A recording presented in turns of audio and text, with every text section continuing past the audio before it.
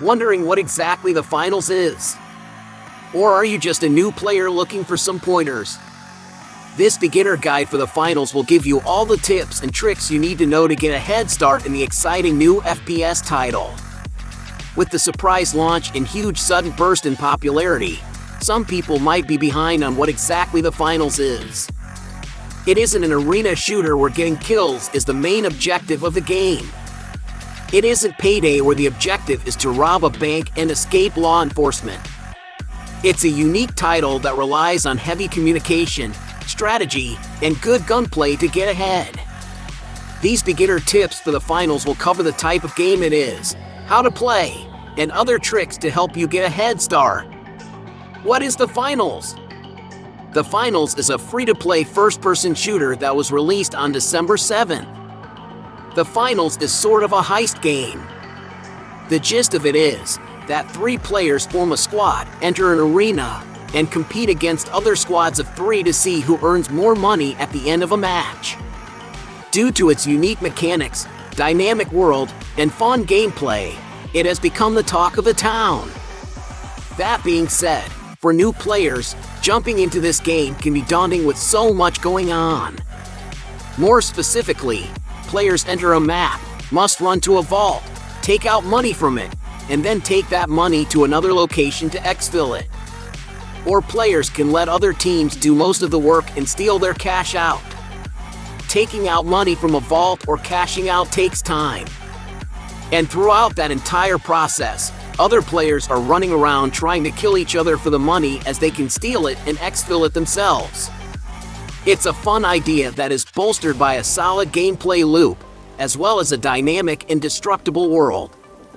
The finals beginner tip 1: choose medium build. Before players even begin to play, they need to pick a build. The finals has 3 builds. These builds are just another way of calling a class or hero/champion. They each have unique playstyles and can dramatically change the outcome of the game. Small players are more agile and do a lot of damage, but are easy to kill. They're glass cannons. Medium players are well-rounded, dishing out moderate damage, and utilize support equipment. Heavy players are essentially tanks. They're slower but have more health. Players don't have to commit to one, of course, and it's good to experiment. That being said, the first beginner's tip for players just getting started in the finals is to take the medium build. Because their equipment is very team-based centric, it makes a great place for beginners to get familiar with the game. Everyone starts with the same basic equipment and weapons. When players level up and gain in-game currency, they can buy more equipment. The finals beginner tip 2: how to build your loadout.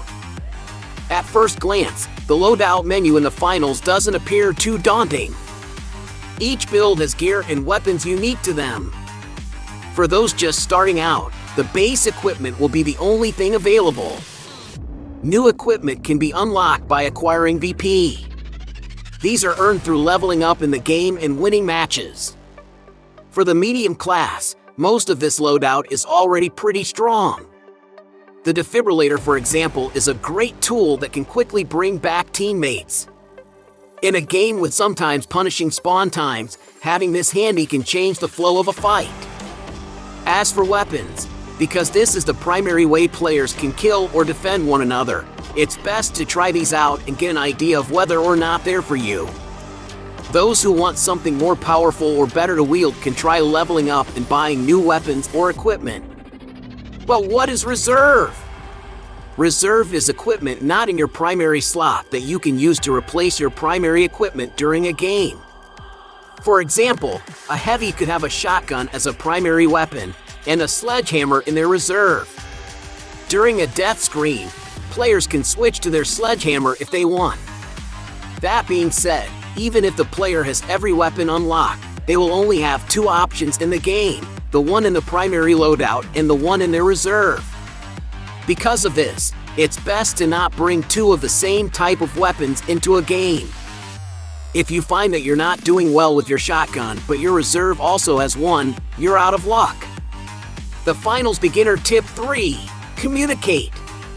If you're going in with friends, try to balance your team out so you're more well-rounded. Because the final supports crossplay between PlayStation, Steam, and Xbox, squatting up with friends is easier. Having 3 heavy builds or 3 small builds probably won't be as strong as other classes. Using a heavy build, for example, without a medium build for healing can be quite frustrating. Medium classes typically have more utility equipment than the other classes. Small classes have more equipment to outmaneuver enemies. And large classes have more defensive and destructive options. Try to communicate with your team to see what might be best.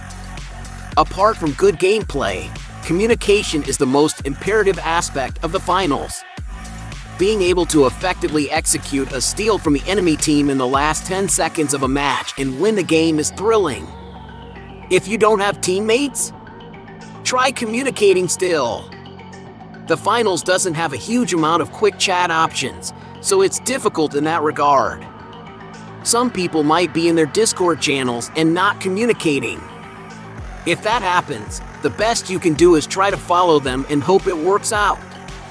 Because of the multiple ways to avenues of attack, it can sometimes be difficult to communicate your plan without a mic. The finals beginner tip 4, break it down. One of the great things about the finals is the amount of creative ways players can take on certain tasks. The vault box and cash out box are usually located in a building or closed space. Players cashing out or taking money from a vault will typically want to keep all the walls intact as it gives them some form of cover. While it's obvious that players will try and break walls down, what's not so obvious is breaking the ceiling or floor. Players who use the verticality of each map to their advantage will find a lot of success. If the cash out box is on the 3rd floor of a building, go to the 2nd. When there, use an explosive and break down the ceiling. The cash out box will fall right into your hands, and so will the enemy team. At that point, they'll be confused, making it a lot easier to team wipe them and steal the money. For extra points, set up some traps for when they fall down. Having a turret on the ground before your team breaks the ceiling, for example, can make it even easier to win a team fight. The finals beginner tip 5, throw it around. Don't have explosives in your gear? Don't have goo in your gear? That's fine. There are a plethora of specifically marked canisters in-game that will provide some extra support. Red explosive canister. As the title suggests, it explodes, destroying structures and dealing damage, but it doesn't explode immediately upon impact. It will bounce off and explode after a few seconds. Yellow flammable barrel. This has a smaller explosion than the red canisters but leaves fire behind on the ground, damaging anyone who steps over it. Goo barrel. Once thrown, they will create a wall of good, a great option for those defending an objective. It allows for teams to stall or run away from a fight. Toxic canister. When thrown, these let out gas that covers a decent range, hurting enemies that pass through it. It can be used to block off certain paths. Powder canister. These act as the game's smoke grenades. They're incredibly useful when running away or when you want to go and revive an ally. Throw it all! You can throw more than just canisters too. I see a lot of players try and run with the vault box when an enemy is gunning them down. Instead, try throwing the box at the enemy. It does damage, and then defend yourself. You might not win, but it's better than giving a free kill and vault box to an enemy. If you weaken them enough, a teammate could potentially come and help you. Of course, this is situational. If you're presented with more than one enemy, it's probably better to run away unless you know you have backup. In the finals, when someone dies, they'll leave behind a miniature statue. You can pick this statue up as well. It's useful to do so when your ally dies in the middle of a bad location, either due to enemies being around or due to you being completely exposed. Grab their statue and move to a safe location. Then revive them. It might seem like more work, but it gives you an ally to help.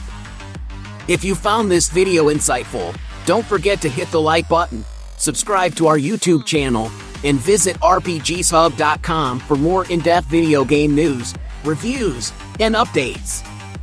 Your support keeps us going, and we're thrilled to share more captivating gaming adventures with you.